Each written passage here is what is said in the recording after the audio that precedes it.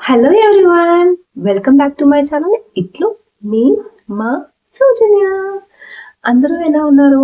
నేనైతే చాలా బాగున్నానండి. ఈరోజు ఒక వంట తయారు చేశాను, అదే కాకరకాయ కర్రీ. యాక్చువల్గా కాకరకాయ కర్రీ అంటే అందరూ చేదు ఉంటుంది అని చెప్పి చాలా మంది తినరండి. మా పిల్లలు కూడా అసలు తినరు. ఒక విధంగా చేస్తే మాత్రం ఇష్టంగా తింటారు. యాక్చువల్గా ఈ కాకరకాయ కర్రీకి ఒక స్టోరీ ఉందండి, నా చిన్నప్పుడు స్టోరీ. అది చేశాక మాట్లాడుకుందాము. ఫస్ట్ అయితే ఎలా చేయాలో చూద్దామా? పదా చూసేద్దాం.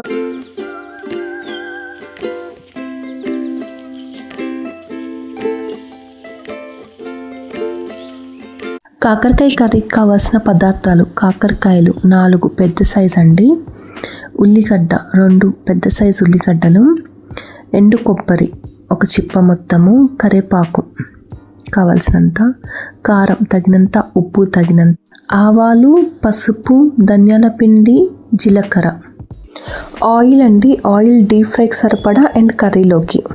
కాకరకాయలు ఇలా రౌండ్ షేప్లో కట్ చేసుకోండి, అప్పుడు మనం ఆయిల్లో వేసినప్పుడు తొందరగా ఫ్రై అయిపోతాయి. కడాయి పెట్టుకోండి డీప్ ఫ్రై కోసము. కడాయి పెట్టుకొని దాంట్లో డీప్ ఫ్రై కోసం ఆయిల్ వేసుకోండి. ఆయిల్ వేడయ్యాక అప్పుడు మనం కట్ చేసి పెట్టుకున్న కాకరకాయలు ఆ ఆయిల్లో వేసేసేయండి.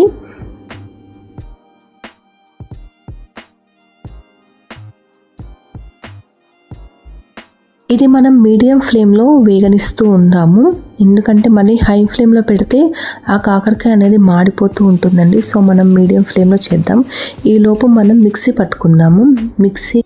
ఇలా మనం ఆనియన్స్ కట్ చేసుకొని వేసుకుందాము. నెక్స్ట్ ఎండు కొబ్బరి వేసేసుకుందాము. తగినంత కారం, ఉప్పు ఆ 2 ఈ మిక్సీ జార్లోకి వేసేసుకుందాము. వేసేసుకున్నాక ఇది మనం మిక్సీ పట్టేసుకుందాం. మిక్సీ పట్టుకుంటే ఇలా అవుతుందండి. ఆ లోపు మనం కాకరకాయ ఫ్రై ఎంతవరకు వచ్చిందో చూద్దాము. సరిపోతుందండి, ఇలా అయితే సరిపోతుంది. మరీ ఎక్కువ అయితే మాడిపోతుంది. సో ఇలా అయితే సరిపోతుంది. దీన్ని మనం ఒక ప్లేట్లో పెట్టేసుకుందాం.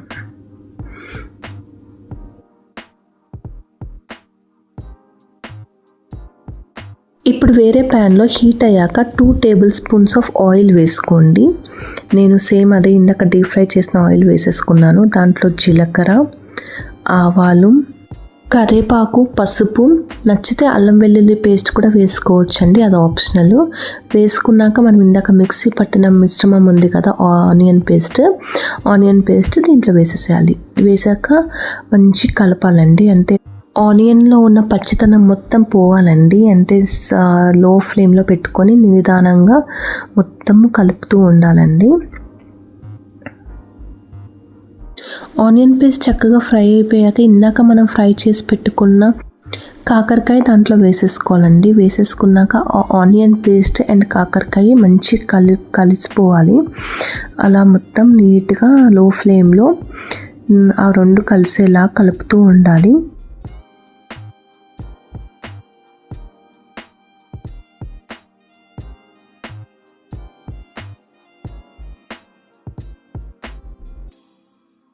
ఇలా చక్కగా కలిసిపోయాక లాస్ట్కి ధనియాల పొడి వేయాలండి. ధనియాల పొడి వేసి ఒకసారి కలుపుకోండి.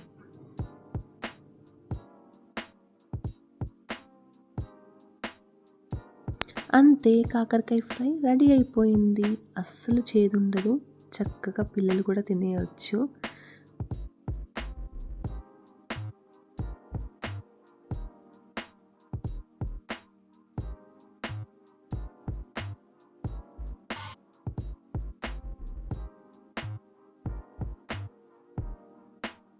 కాకరకాయ కర్రీ ఎలా ఉందండి? చూసారా? సరే, ఈసారి తప్పకుండా ట్రై చేయండి. అస్సలు చేదు ఉండదండి. అలా డ్రైగా ఉంది కదా, అన్నంలో కలిసిపోతుందా లేదా అనే టెన్షన్ ఏమి ఉండదు, చక్కగా కలిసిపోతుంది. అయితే కాకరకాయ కర్రీకి ఒక స్టోరీ ఉందని చెప్పాను కదండి. అదేంటంటే 10th క్లాస్లో మా తెలుగు టీచర్ ఉండేదండి. యాక్చువల్గా అప్పుడు మా 2-3 టీచర్స్ మేమందరం కలిసి లంచ్ చేసేవాళ్ళము. అయితే ఒకసారి ఇలాగే కాకరకాయ కర్రీ తీసుకొని వెళ్ళాను. కాకరకాయ కర్రీ తీసుకొని నాకు కాకరకాయ కర్రీ అంటే ఇష్టం అన్నట్టుగా తీసుకున్నాను అనమాట. కొంచెం తీసుకొని టేస్ట్ చేసిందండి. టేస్ట్ చేసి చాలా బాగుంది అని చెప్పేసి నెక్స్ట్ టైం మళ్ళీ గుర్తుపెట్టుకొని అడిగి మమ్మీతోటి ఈ రెసిపీ రాపించుకో అని చెప్పేసి నాతో రాపించుకొని తీసుకెళ్ళి మళ్ళీ చేసుకొని నా దగ్గర తీసుకొని వచ్చిందండి. అంత స్టోరీ ఉందన్నమాట ఈ కాకరకాయ కర్రీకి. చాలా బాగుంటుంది కదా, అంటే ఇలాంటివన్నీ గుర్తు చేసుకున్నప్పుడు చాలా బాగుంటుంది కదా. అలాగే మీకు కూడా ఇలా అవ్వాలి అని అంటే తప్పకుండా ట్రై చేయండి, చాలా బాగుంటుంది. ఈ వీడియో ఇంతవరకు చూసినందుకు అండ్ నా పాత స్టోరీ గుర్తు చేసినందుకు మీకు చాలా చాలా థ్యాంక్స్ అండి. మరిన్ని వీడియోస్ కోసం ఇప్పుడే లైక్ చేయండి, షేర్ చేయండి, తప్పకుండా సబ్స్క్రైబ్ చేసుకోండి. సబ్స్క్రైబ్ పెట్టుకుంటే నేను అలా వీడియో పెట్టగానే మీకు ఇలా నోటిఫికేషన్ వస్తుంది. ఇంకా చాలా ఇన్ఫర్మేటివ్ వీడియోస్ అన్నీ ఉన్నాయి, తప్పకుండా లైక్ చేయండి, షేర్ చేయండి. Thank you for watching this video. Bye.